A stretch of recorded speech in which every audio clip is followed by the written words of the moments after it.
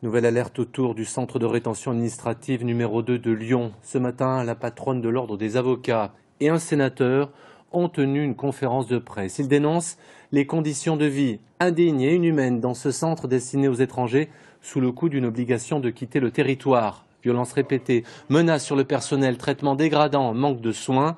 Un constat terrible rendu public après une visite effectuée il y a quelques jours par la bâtonnière et deux parlementaires, Marie-Charlotte Garin et Thomas Dossus d'Europe Écologie Les Verts. L'une de nos équipes a pu suivre cette visite inopinée. Il est très rare qu'une caméra puisse pénétrer au sein d'un CRA. C'est ce qu'ont pu faire Valérie Bonnet et Sandy Goldstein. Voyez leur reportage. Ils sont arrivés sans prévenir dans l'enceinte ultra sécurisée. Ça, c'est la zone d'activité ici. C'est 1 heure par jour, tous les jours. D'accord. Immersion dans le nouveau centre de rétention administrative, le CRA 2, pour constater les conditions d'enfermement des étrangers en instance d'éloignement. Jusqu'à 140 personnes réparties dans différentes unités de vie. Sur un bloc comme ça, il y a combien de retenues à peu près ? Autour de 22. Forts de leur statut de parlementaires et bâtonnières, ils viennent vérifier sur le terrain les résultats de l'enquête de l'ordre des avocats lyonnais. Quand vous mangez les repas, tout ça, ça va ? Tout le repas, c'est comme ça, c'est les petites bottes fermées comme ça. Une enquête aux chiffres alarmants. Les rations alimentaires sont jugées insuffisantes par 88% des personnes. Les personnes qui sont victimes de violences, 33%. Les personnes témoins de violences, 70%. Ce qui nous donne une idée quand même de l'atmosphère complètement délétère qui règne dans ces locaux. Un univers carcéral, mais qui fait presque regretter à certains la prison. Pire de prison là, j'ai passé 2 mois, c'est mieux là-bas, moi j'aimerais bien être là-bas, être pas ici. Moi c'est ici plus de 2 mois et la télé c'est cassé plus de 2 mois. Ça fait 4 fois qu'on les change.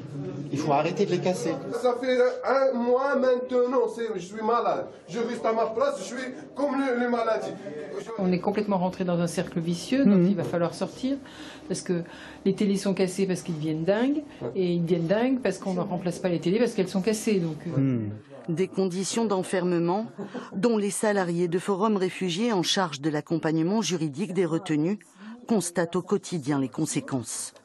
Une personne qui va arriver le premier jour en étant en pleine possession de ses moyens, on va le voir décompenser au fur et à mesure des semaines, jusqu'à ce qu'à certains stades où ils sont à 2 mois, 2 mois et demi de rétention, faute de soins, faute de suivi, faute de contact avec l'extérieur, avec leur famille, une faille psychique qui va prendre des proportions qui ne sont pas gérables. On ne pouvait pas priver de liberté une personne sans accompagnement psychologique derrière. Pour moi, c'est de la torture, quoi. Les tensions sont ainsi permanentes, les agressions verbales ou physiques à répétition. Avant, il n'y avait pas cette grille-là apparemment et il y a déjà eu des agressions sur les infirmières. Donc du coup, c'est pour ça que maintenant il y a la présence de la police et cette grille-là. Un établissement exemplaire pour le ministre de l'Intérieur qui l'a inauguré l'été dernier, mais dénoncé par les défenseurs des droits des étrangers. On est dans une situation totalement catastrophique et en fait dans une zone de non-droit qui est en train de s'installer, ce qui est d'autant plus grave, encore une fois, que c'est un centre pilote, c'est-à-dire que si nous ne réagissons pas à ce stade-là, le même système va s'installer dans de nouveaux centres de rétention qui vont être créés partout en France. Ce diagnostic sera vraisemblablement confirmé par la contrôleure générale des lieux de privation de liberté. 4 de ces enquêteurs viennent eux de passer quasiment une semaine dans l'enceinte de béton.